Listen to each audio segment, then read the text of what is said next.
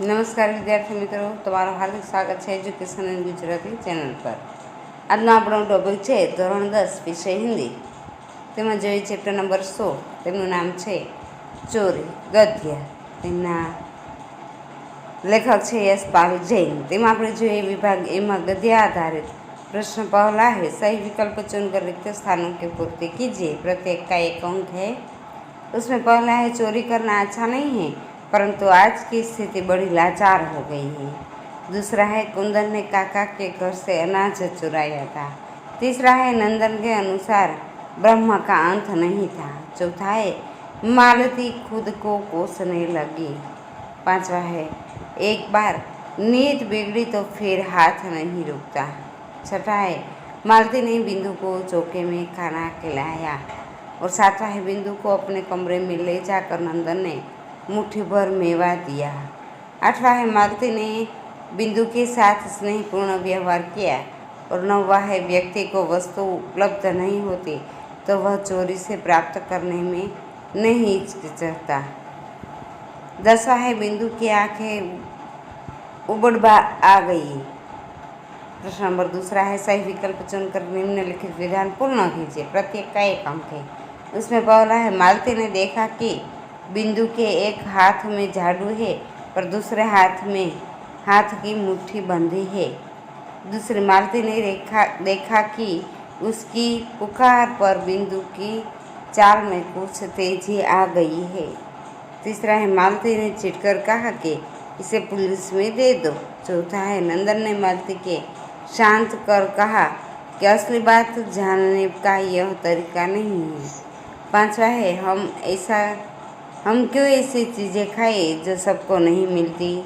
और छठा है चोरी अच्छी नहीं है पर आज की स्थिति बड़ी लाचार की हो गई है. प्रश्न तीसरा है, निम्नलिखित प्रश्नों के नीचे दिए गए विकल्पों में से सही विकल्प चुनकर उत्तर लिखिए. उसमें पहला है मालती की आवाज़ सुनकर बिंदु की चाल में तेजी आ गई. दूसरा है असली बात जानने का यह तरीका नहीं है, यह कौन कहता है, नंदन. तीसरा है देख लेना एक दिन यही बिंदु घर में से खाली जगह उठाकर न ले जाए तो मेरा नाम मालती नहीं, ट्रंक. चौथा है अरे वह तो नदी वाली कोठरी में पड़ा है, यह वाक्य कौन कहता है, कुंदन. पांचवा है नंदन ने पत्नी की बात सुनी तो उसके चेहरे पर प्रसन्नता भरी मुस्कुराहट आ गई. छठा है कूड़ा फेंकने की जगह पर नंदन और मालती को क्या दिखा, थोड़ा सा काजू और किशमिशें. प्रश्न नंबर चौथा है, निम्नलिखित प्रश्नों के उत्तर एक एक वाक्य में लिखिए. प्रत्येक का एक अंक है. उसमें पहला है मालती के मन में बिंदु के प्रति क्या आशंका हुई. मालती के मन में बिंदु के प्रति यह आशंका हुई कि वह अपनी मुट्ठी में घर की कोई कीमती चीज़ दबाए जा रहा है. दूसरा है मालती को शांत करते हुए नंदन ने क्या कहा. मालती बिंदु को उल्टी सीधी बातें सुनाने लगे तो नंदन ने उसे शांत करते हुए कहा कि असली बात जानने का यह तरीका नहीं है. तीसरा है कूड़ा फेंकने की जगह पर नंदन और मालती को क्या दिखा. कूड़ा फेंकने की जगह पर नंदन और मालती को थोड़े से काजू और थोड़े किशमिशें पड़ी देखी. प्रश्न नंबर पांचवा है, निम्नलिखित प्रश्नों के उत्तर 2-3 वाक्य में लिखिए. प्रत्येक के 2 अंक हैं. उसमें पहला है नंदन ने बिंदु से चोरी की बात किस प्रकार मालूम की. नंदन ने बिंदु को प्यार से समझाकर कहा कि वह सच सच बता दे कि उसके अपनी मुट्ठी में क्या ले गया है, उसे कोई कुछ नहीं कहेगा. इस तरह नंदन ने बिंदु को भरोसा दिलाकर उससे चोरी की बात मालूम की. प्रश्न नंबर दूसरा है, बिंदु ने अपने दोष का किस प्रकार पश्चाताप किया.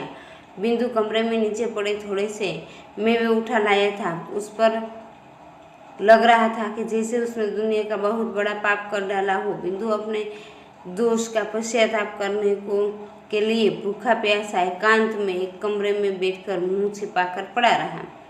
प्रश्न नंबर तीसरा है, बिंदु के न दिखने पर मालती को क्या चिंता हुई. मालती ने घर बाहर सभी जगह छान मारा, उसे बिंदु का कहीं पता नहीं चला. दोपहर बीत गई और शाम होने को आई थी पर बिंदु नहीं लौटा। मालती को अच्छा नहीं लगा। वह चिंता करने लगी कि बेचारे ने सुबह से कुछ खाया नहीं, भूखा प्यासा जाने कहाँ भटक रहा होगा। प्रश्न नंबर 4 है, चोरी के बारे में नंदन का क्या विचार था। चोरी के विषय में नंदन ने मालती से कहा कि जब तक सब चीज़ें सबको नहीं मिलती तब तक चोरी बंद नहीं हो सकती। चोरी अच्छी नहीं है, पर आज की स्थिति लाचार से हो गई है। प्रश्न नंबर 6 है, निम्नलिखित प्रश्नों के उत्तर 4-5 वाक्य में लिखिए, प्रत्येक के 3 अंक है। उसमें पहला है, नौकर बिंदु के संबंध में नंदन और मालती के विचारों में क्या अंतर था। मालती की नज़र में बिंदु उन अन्य नौकरों की तरह है जो कि घरों में छोटी मोटी चोरियां करते करते बड़ी बड़ी चोरियां करने लगते हैं। उसकी नज़र में बिंदु एक चोर नौकर है और वह झूठ बोलता है। उसके साथ नरमी से पेश न आकर कड़ाई से पेश आना चाहिए। नंदन की नज़र में बिंदु चोर नहीं है, वे अपने आप तथा मालती की ही चोरी मानते हैं, जिसके कारण बिंदु में चोरी की भावना का जन्म हुआ। उनके विचार से सबको सब चीज़ें मिलनी चाहिए। हमने उसे नहीं दिया, इसलिए बिंदु को यह चोरी करनी पड़ी। प्रश्न नंबर 2 है, चोरी का पता लग जाने पर नंदन ने बिंदु के साथ कैसा व्यवहार किया, क्यों। नंदन ने आत्मीय व्यवहार से बिंदु से स्वीकार कर लिया कि कमरे में नीचे गिरा थोड़ा सा मेवा वह उठा लाया था। नंदन को यह सुनकर जरा भी गुस्सा नहीं आया, बल्कि वह बिंदु को लेकर कमरे में गया और कनस्तर से एक मुट्ठी मेवा निकालकर उसने बिंदु को खाने के लिए दिया। नंदन ने इस विचारधारा के है कि सब चीज़ें सबको मिलनी चाहिए। प्रश्न नंबर 3 है, बिंदु के प्रति सहानुभूति जगने पर मालती ने क्या किया। दोपहर बीती और शाम होने को आई थी, पर बिंदु अब तक नहीं लौटा था। यह सोचकर मालती को चिंता होने लगी कि बेचारा भूखा प्यासा जाने कहाँ भटक रहा होगा। उसके मन में बिंदु के प्रति सहानुभूति जाग गई।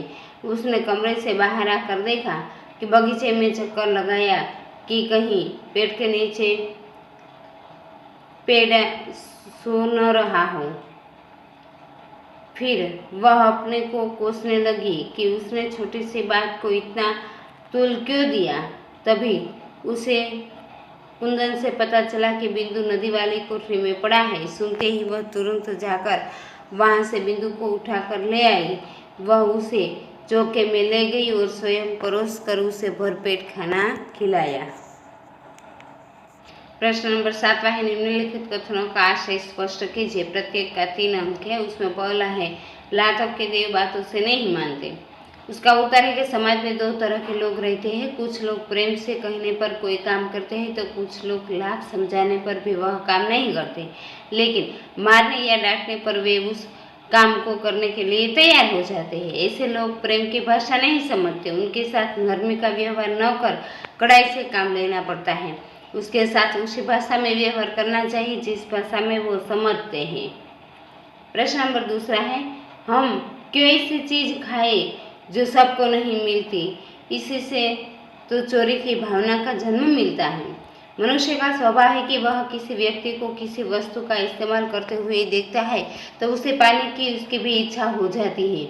यदि वह वस्तु उसे उपलब्ध नहीं होती तो वह चोरी से उसे प्राप्त करने में भी नहीं हिचकता। इसलिए जब तक सब चीज़ें सबको नहीं मिलती, चोरी बंद नहीं हो सकती।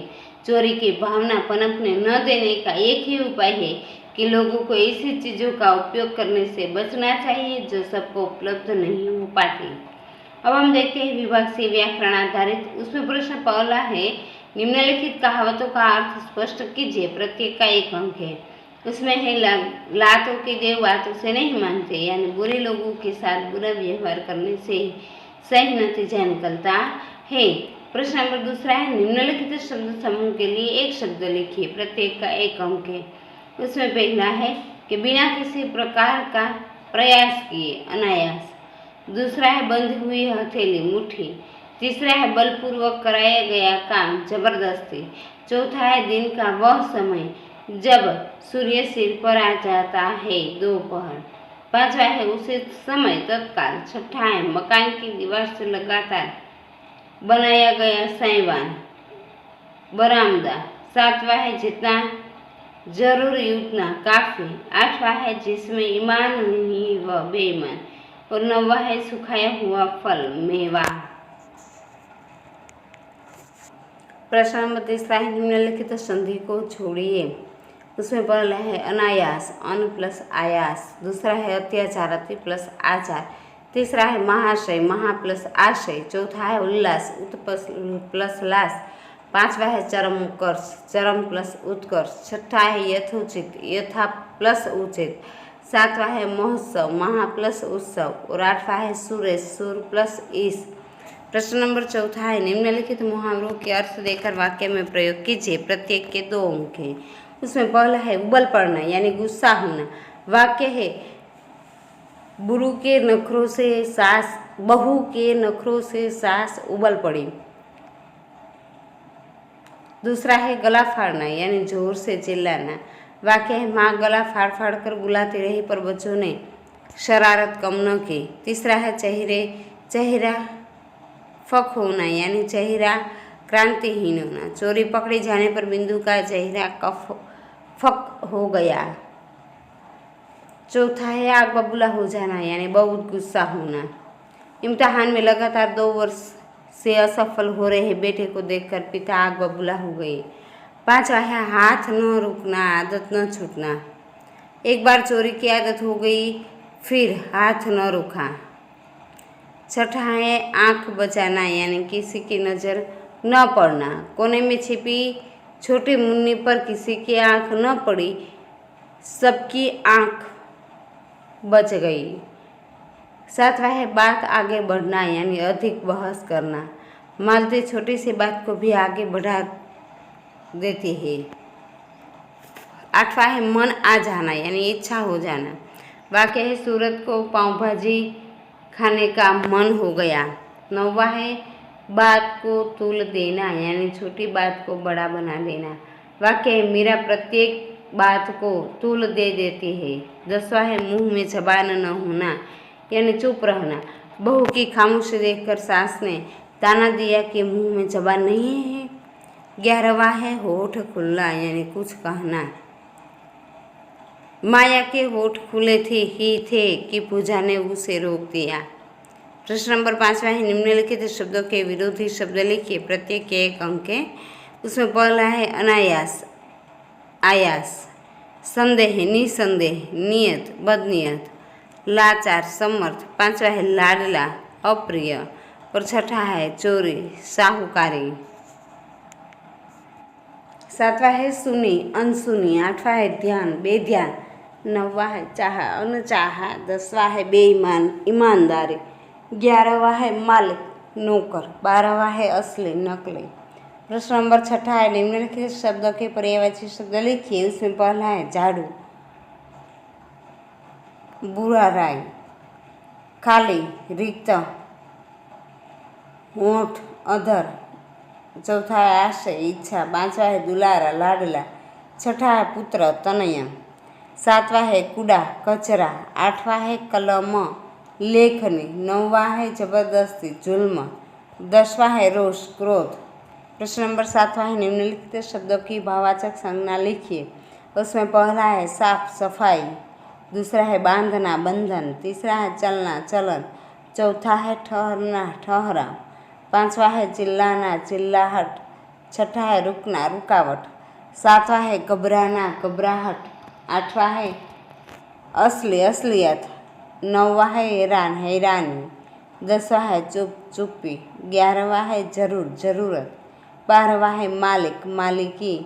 13वां है पागल, पागलपन। 14वां मुस्कुराना, मुस्कुराहट।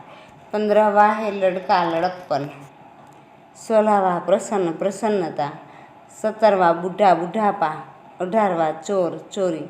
19वां बच्चा, बचपन। और 20 खुददार, खुददारी। प्रश्न नंबर 8 निम्नलिखित शब्दों के अर्थवाचक संज्ञा लिखिए। प्रत्येक का 1 अंक है। पहला है चोर, चोरी। देखना, दर्शक। सुनना, श्रोता। पाप, पापी। झूठ, झूठा। लेख, लेखक। 7वां है विचार, विचारक। 8वां है चाह, चाहक। 9वां है खुशामद। खुशामदपुर। 10वां है नौकरी, नौकर। प्रश्न नंबर 9वां है निम्नलिखित समास को पहचानिए। उसमें पहला है दोपहर द्विगु समास, सर्वश्रेष्ठ तत्पुरुष समास, तीसरा है दोषपूर्ण तत्पुरुष समास और चौथा है प्रसन्नता भरी तत्पुरुष समास। थैंक यू विद्यार्थी मित्रों।